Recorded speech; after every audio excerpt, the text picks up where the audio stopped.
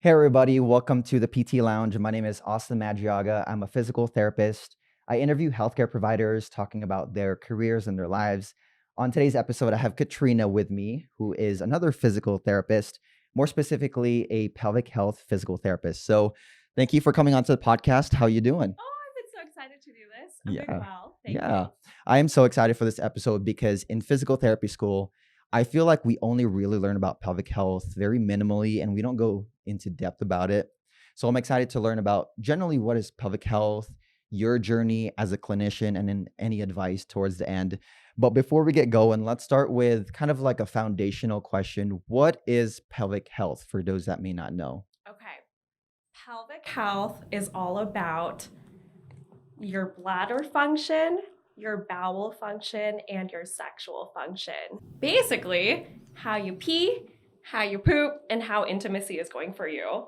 And if you've ever had any surgeries or conditions dealing with your abdomen, the GI system. So who needs to know about pelvic health? Like, is there a certain age demographic, anybody with certain health conditions? Like, why is it so important to know about it? So I usually say that anyone is going to need a pelvic health physical therapist at some point in their life, or they may need to be able to refer out to one.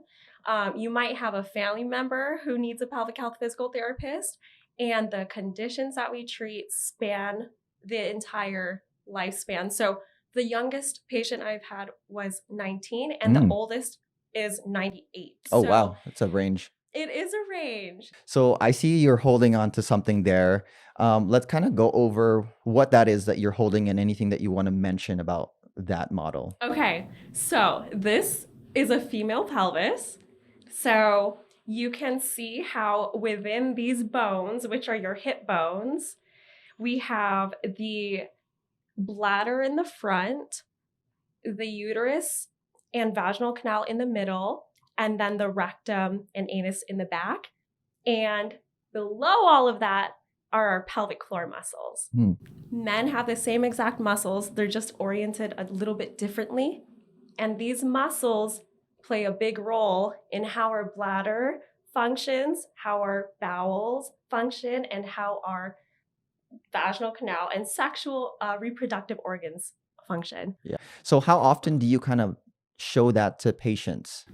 All the time. All the time. I'll show the pelvic model, or I'll show a different kind of image to help them understand, because it's easy to see a biceps, Right. but it's not easy to see these muscles. It's really not. It's hard to imagine it. Yeah. So I think it's important to have that. And for someone to understand that I actually have those muscles. Right. Yeah. What is a pelvic health specialist? Like, what do they do?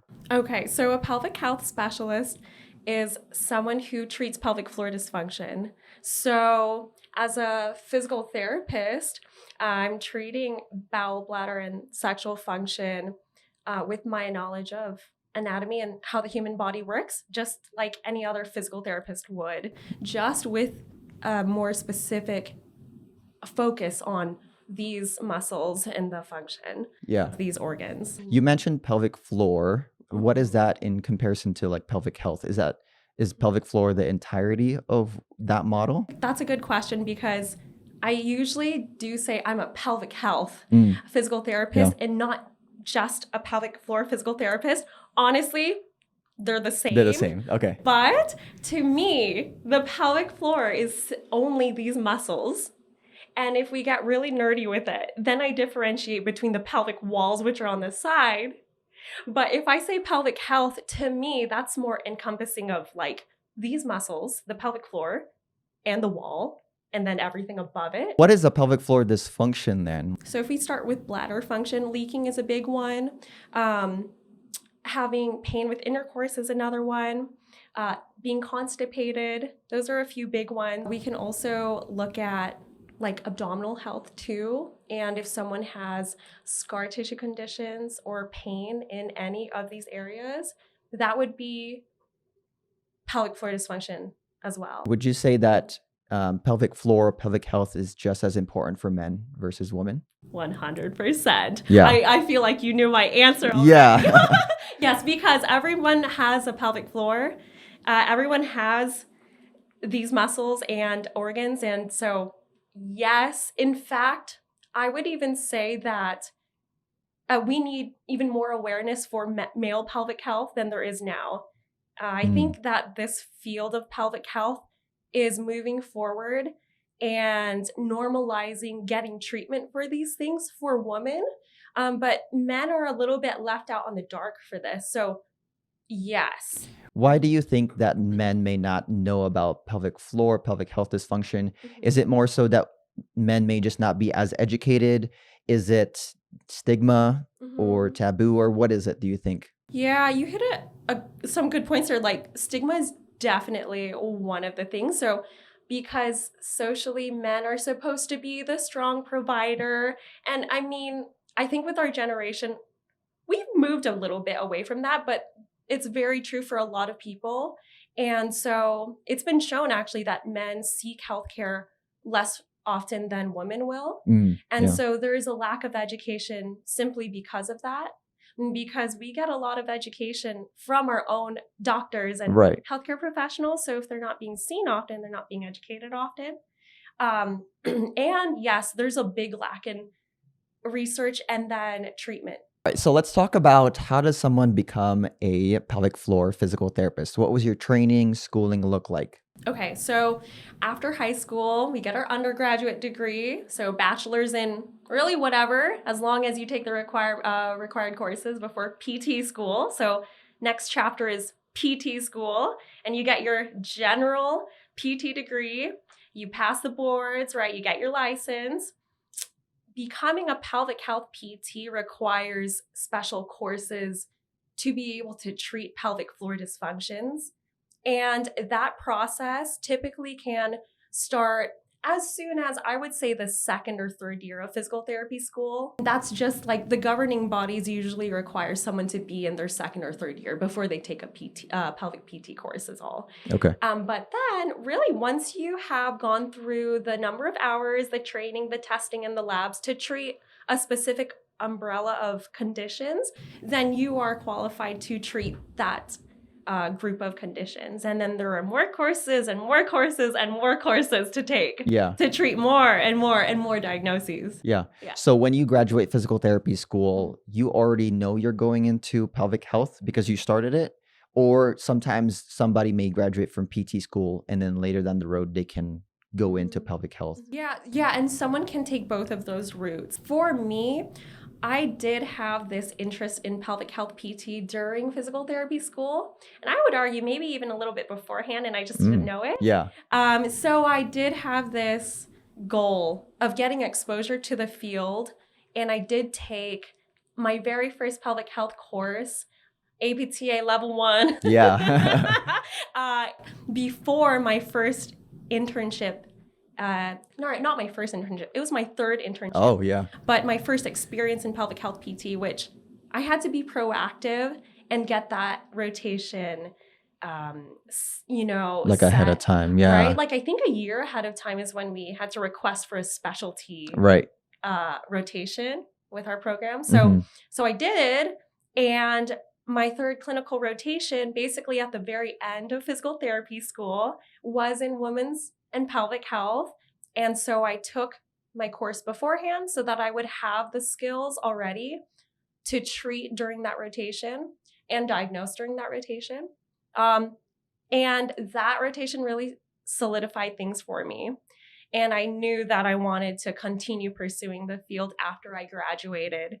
And that helped me look for jobs, really, jobs that would give me the mentorship I needed as someone who wanted to specialize. Let's go into your patient caseload. Okay. You clock into work. How many patients are you seeing? What is the most common diagnosis? What is the most interesting ones that you have? What does your day look like? Okay. I have a bunch of different days within a week. Okay. Full time, I work with the VA here in Nevada, and my schedule just changed, but I'm seeing one patient an hour. And the population is on the older side versus what I was seeing out in the community. But I do have pretty young patients, as young as in their 20s, all the way up to their 90s. Yeah. Pelvic health includes, and women's health includes, the treatment of lymphedema and conditions like breast cancer.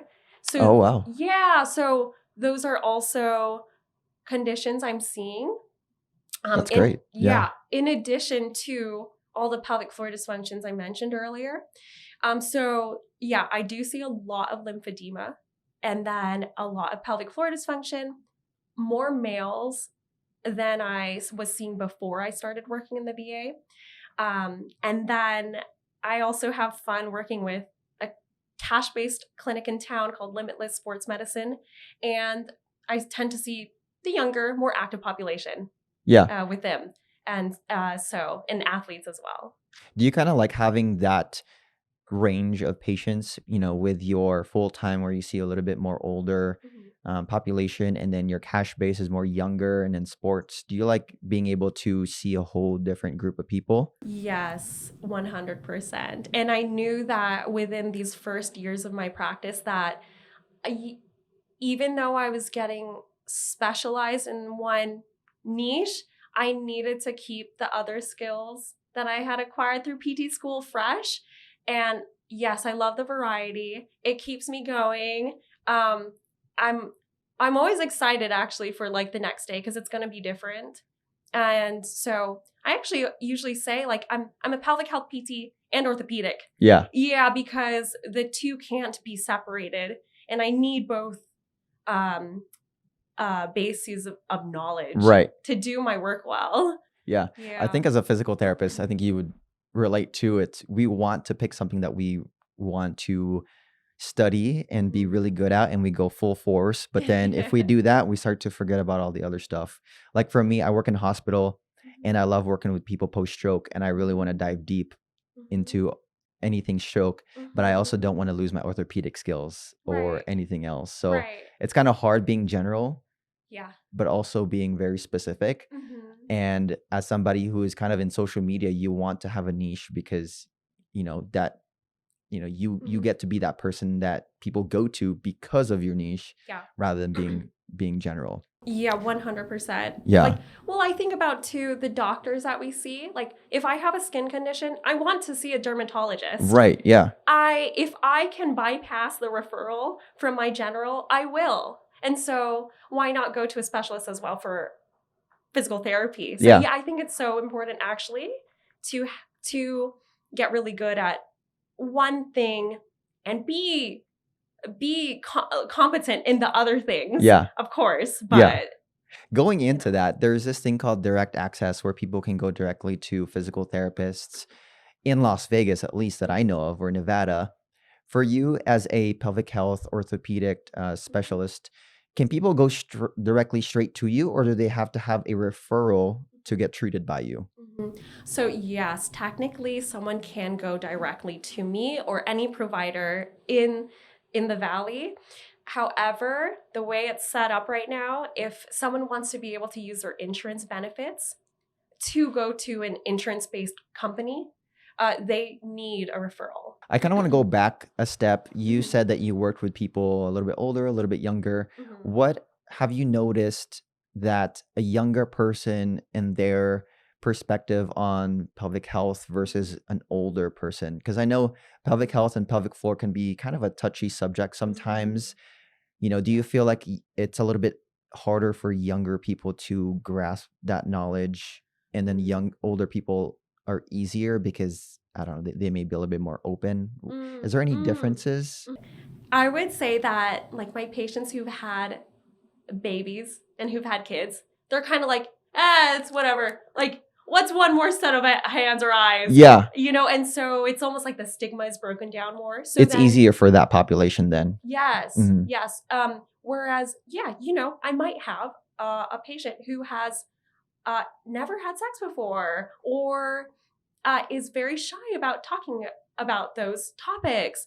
And so there's actually more work to do there in terms of establishing rapport and letting them, making them feel comfortable. So in that sense, I would say as someone is older, yeah, they probably have less stigma or Yeah, they're just they're more agreeable to whatever uh-huh. plan that you have. Yeah. Would you say that's kind of hard to work with a younger patient in that way then, who doesn't have as much experience and they're a little bit more shy? Do you feel like you spend a lot of time just educating? It depends on the person. Like I can think of someone who I was seeing for weeks, probably more than a month, and it took hours of education about her anatomy and her own body before we could even start getting to the meat of treatment. But I've also had very young gals as well who, I mean, they were like ready from day one to get into the real intimate stuff Hmm. in treatment. So it depends on, I know I can't generalize. Everyone has such a different Right, it's hard. relationship, yeah, with their own pelvic health. And yeah, talking about pee, poop, and sex, but Yeah, it it's just depends on who's in front of you. yeah, Yeah, and it's our job to break down those barriers as a provider too. yeah, So, some people might have their own barriers that they really need to take time and break down, but I do think it's our responsibility also to establish the setting yeah. and That makes sense. so Right. it's also a reflection of our own environment that we're setting up for the patient. Yeah, yeah. Yeah. So kind of going into you seeing a variety of patients, what would you say the most common conditions or diagnosis that you see? Mhm. Can you name a couple? Okay, so pelvic pain. Yeah, easily that is something I'm seeing every single day for both men and women. And so that can be abdominal pain, it can be vulvar pain, which is like everything that you see on the outside in the genital area for a woman. It can be testicular pain, it can be pain during intercourse, it can be hip pain, it can be low back pain that is caused by the pelvic floor. So pelvic pain is a huge umbrella diagnosis, and so that captures a lot. Yeah, And it's pretty crazy to see when the root cause is the pelvic floor. yeah. Mm-hmm. This might be a question that it's like the answer is it depends. But if someone is having any of those symptoms, how do they know if they need to go to an orthopedic PT Mm-hmm. versus a pelvic health PT? Okay, so this is a good question because if someone's having hip or low back pain that is not accompanied by leaking or pain with intercourse or vulvar pain, just pain on the skin in the genital area, well, an orthopedic physical therapist is probably going to be equipped to treat them 100%. Hmm. But if their condition is accompanied by more pelvic floor symptoms, then they should be seen by a pelvic floor specialist. Also, if an orthopedic physical therapist is not getting the results they want and they're doing all the things, then it's probably time to refer to a pelvic PT because it could be that their pelvic floor or just something else that a pelvic PT has knowledge about, Yeah. can assess and then treat. And so, well, two thoughts. So, yes, coccyx pain. That's another condition that orthopedic PTs see. But like I would say, go straight to a pelvic floor PT because you will be met with someone who can assess both externally and internally for the tailbone, which connects to almost all of our pelvic floor muscles. So, and then two, if an ortho PT just screens a little bit more, like everyone is short on time in the grand scheme of things, but if they spend time asking a few questions, then they will know better whether or not to refer to a pelvic PT. For example, if someone has a history of childbirth, boom. Yeah, I mean, a pelvic PT can treat diastasis rectus abdominis, Hmm. which is, it's like separation of the abdominal muscles. An orthopedic PT can definitely as well. But then, if It's more in depth if you just go to a pelvic health. I would argue, yes, Yeah. more in depth. And then we will go into the birth history and yes, Yeah. all the factors there and the organs that are involved. any scar tissue condition. So Yeah. yeah. Okay. I have a question because I think this is just me being curious. Yeah. Let's say a provider sends you a patient that the provider didn't give them a heads up on what to expect. So, a patient goes into your clinic and you're doing all your education on what's going to happen. And you say that, okay, the next thing is the physical assessment, the palpation. Has anybody ever backed out of that? Yeah. So if I notice that someone isn't Comfortable. 100% giving consent for any kind of pelvic floor assessment, well, then I'm going to be treating more like an orthopedic physical therapist first. Okay. Yeah, with my Gotcha. knowledge. Yeah, with my knowledge, though, still of the pelvic organs and everything. But that will be, okay, I'm going to assess your spine, your hips. Yeah, palpation of the external muscles, because when we can get into this, depending on how nerdy you want to get, but like, they all connect to the pelvic floor. Of course, everything connects. Right, yeah. So lots of, clothes are on. I can still look at movement pattern, breathing. Yeah. It just means more education and more showing them that they can make changes without the internal assessment, but also, because I have the skills to assess this area, it's almost like I do make an argument for why it would be helpful. Like 100% there will be a benefit. It means more information for me as your provider, which then helps you. Yeah. So I will make the argument for why a pelvic floor assessment will be helpful, but that is never accompanied by like, we should do it today. Yeah, no. Yeah. And to, I'm always like, like pelvic PTs in general are like, our patients are in the driver's seat.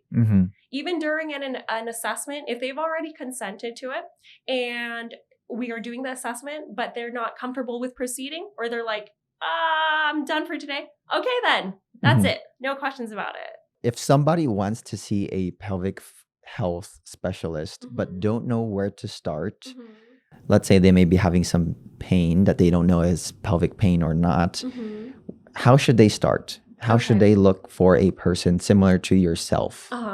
I would start with a few directories. So there is a pelvic PT directory by the APTA, and there is one by Herman and Wallace, and that one is pelvicrehab.com, I believe. And then there's another one by Pelvic Guru. And then too, if someone already has a physical therapist that they know in the area, they would be a pretty good resource of referring. Let's kind of end off the podcast with any advice that you would have for somebody maybe finishing physical therapy school that wants to get into pelvic health but is indecisive. Okay. Exposure. It's like when we did observation hours as physical therapy school applicants.